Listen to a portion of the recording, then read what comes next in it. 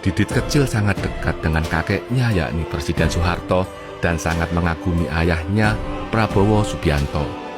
Namun, setelah reformasi atau peristiwa Mei 1998, Didit praktis tidak bisa lagi melihat sang ayah.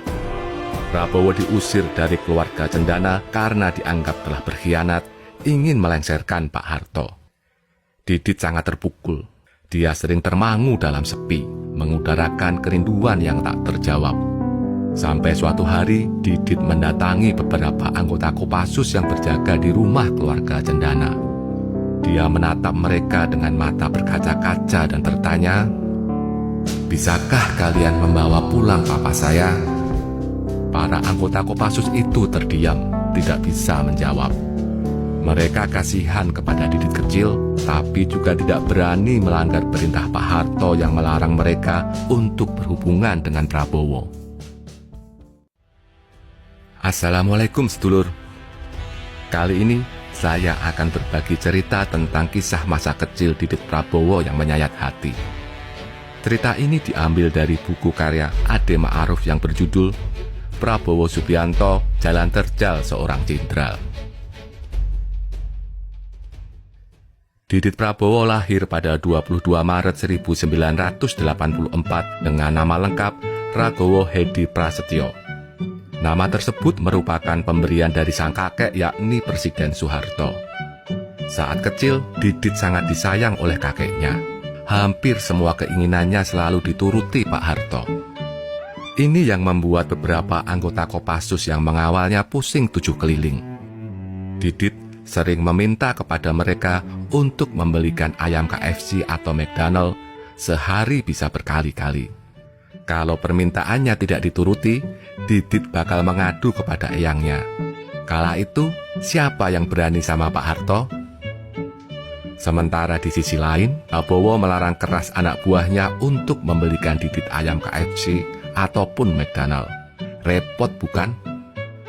Untunglah, Prabowo segera tahu akan kebiasaan anak sematawayangnya itu.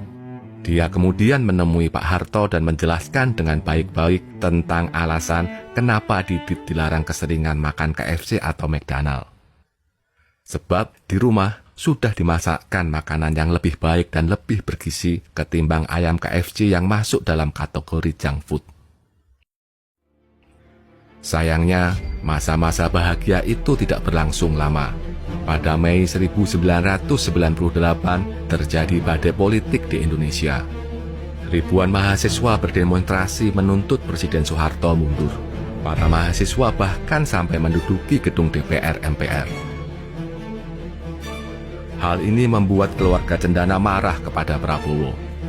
Mereka curiga bahwa itu disengaja oleh Prabowo sebagai bagian dari konspirasi untuk menjatuhkan Pak Harto. Tutut Soeharto menegur Prabowo, "Kamu kemana saja dan mengapa membiarkan mahasiswa menduduki gedung MPR DPR?" Prabowo dengan sengit balik bertanya, apakah ia harus menembaki para mahasiswa itu?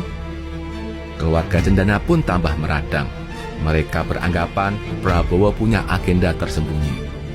Prabowo dinilai telah berkonspirasi dengan B.J. Habibie, Amin Rais, dan para reformis lain untuk melengsarkan Pak Harto.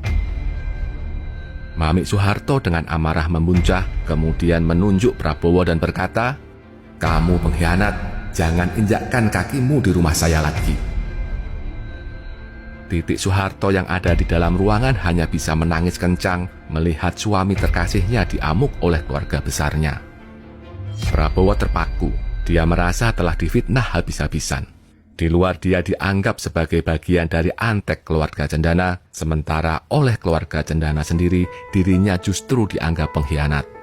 Apalagi setelah itu Pak Harto memberikan perintah yang bunyinya bak petir di siang bolong. "Tinggalkan pengkhianat itu," kata Pak Harto kepada Titik. Dengan diiringi tangisan Titik yang tak kunjung berhenti, Prabowo pergi meninggalkan rumah keluarga Cendana. Sejak saat itu, Prabowo dilarang datang ke rumah Cendana. Bahkan yang lebih memilukan, Prabowo dilarang untuk bersatu dengan istri dan anak kinasihnya Didit. Karena tekanan politik yang begitu dahsyat dan fitnah bertubi-tubi, Prabowo akhirnya memutuskan untuk pergi meninggalkan Indonesia. Dia menerima ajakan teman karibnya yakni Raja Abdullah dari Yordania untuk tinggal di sana. Sementara di Indonesia, Didit merana ditinggal oleh sosok ayah yang dikaguminya. Dia juga tidak bisa lagi bermain dengan kakeknya yang sudah sakit-sakitan. Didit menjadi sosok yang pendiam dan tidak banyak bicara. Tiap hari dia hanya bisa menunggu dengan tatapan mata kosong, kapan ya ayahnya bisa pulang menemunya lagi? Suatu hari, Didit mengungkapkan perasaannya kepada beberapa anggota Kopassus yang berjaga di rumah Cendana. Ia berkata, "Dulu saat papa saya pergi berperang, walaupun saya tahu ia bertaruh hidup dan mati, saya tetap tenang karena saya tahu dia akan tetap pulang. Namun sekarang, walaupun dia hidup, dia tidak bisa pulang." Didit lalu menatap mereka dengan mata yang berkaca-kaca dan bertanya, "Bisakah kalian membawa pulang papa saya?" Para anggota Kopassus yang mendengar itu tidak bisa menjawab. Mereka merasa kasihan kepada Didit kecil, tapi mereka juga tidak bisa melanggar perintah yang melarang mereka untuk berhubungan dengan Prabowo. Tak lama kemudian, Pak Harto mengumpulkan para anggota Kopassus tersebut. Ia menegur mereka karena membuat cucunya sedih. Pak Harto memerintahkan mereka untuk menuruti apapun kemauan Didit asal cucunya senang. Namun, mereka tidak ada yang menjawab sebab nama Prabowo tidak boleh disebut lagi di Cendana.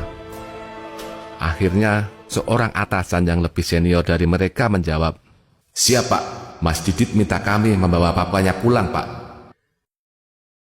Mendengar hal itu, Pak Harto hanya diam dengan wajah datar. Dia lalu membubarkan mereka dan masuk ke dalam rumah.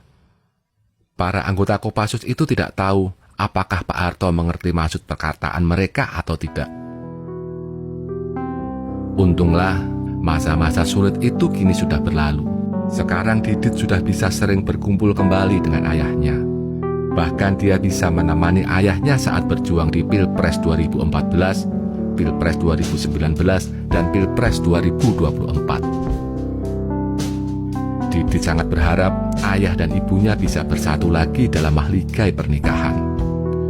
Sebab ia yakin ayah dan ibunya masih saling mencintai meski telah dipisahkan secara paksa oleh dinamika politik. Terima kasih sudah menonton. Wassalamualaikum warahmatullahi wabarakatuh.